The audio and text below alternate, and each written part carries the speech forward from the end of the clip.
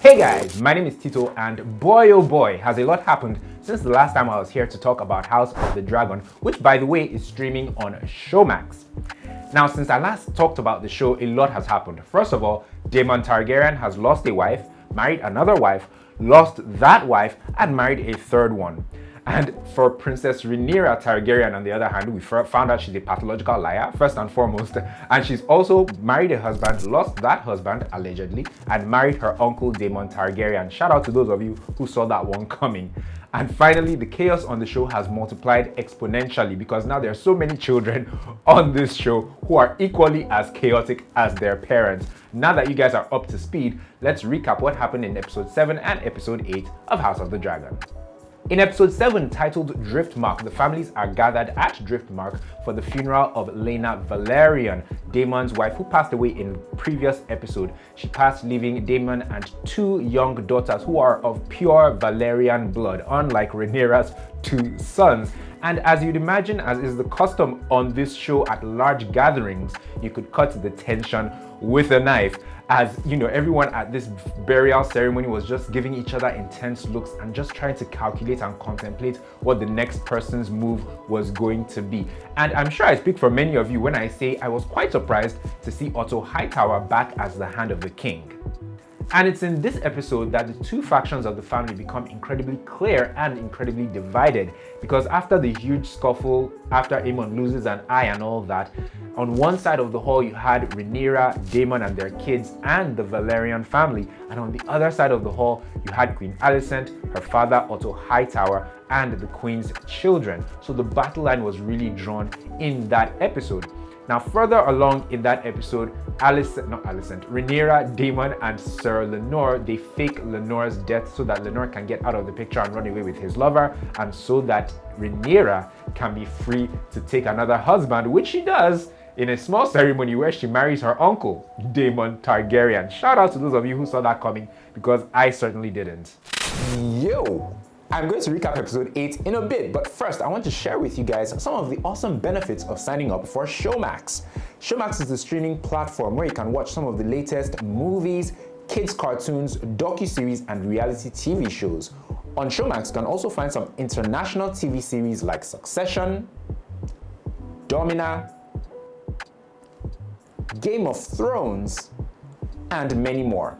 You can also find some awesome African TV series like Blood Psalms, The Kings of Napa, Africa Magic's 2 newest series, Covenant and Itura, and Showmax's first Nigerian original limited series, Diche.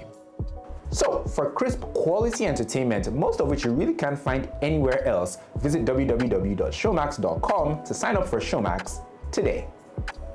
Now, in episode 8, titled The Lord of the Tides, it would appear that Lord Corlys is no more, although you and I know better, right?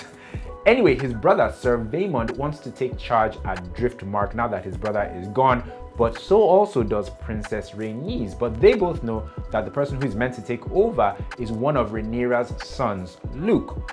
Anyway, everyone heads to King's Landing for the king to sort this contentious issue out, but the king is not in the best frame of mind. The man is closer to the pearly gates than he's ever been. And may I just take this moment to shout out the actor that plays King Viserys, Paddy Considine. The transformation that his character King Viserys has gone through on this show has been remarkable. It's been quite, something to watch, and shout out to the makeup department on the show as well. Anyway, the king ultimately passes judgment in favor of Rhaenyra's son, surprise, surprise, and Sir Vaemond eventually loses his head, literally. And that scene, my goodness, one of the defining moments on this show thus far. Daemon is a savage. And towards the end of the episode, the king decides to have supper with his family since it's been so long that they've all gathered together. And for a few moments, it looks like there's peace. People are apologizing to one another. But in true Targaryen fashion, things ultimately degenerate into a fight. And it was a fantastic episode, the most tense episode I've watched of this show thus far. And I have to say my favorite moment on the episode was when Daemon helped his brother, the king, up the stairs, helped him sit on the Iron Throne and put the crown on his head.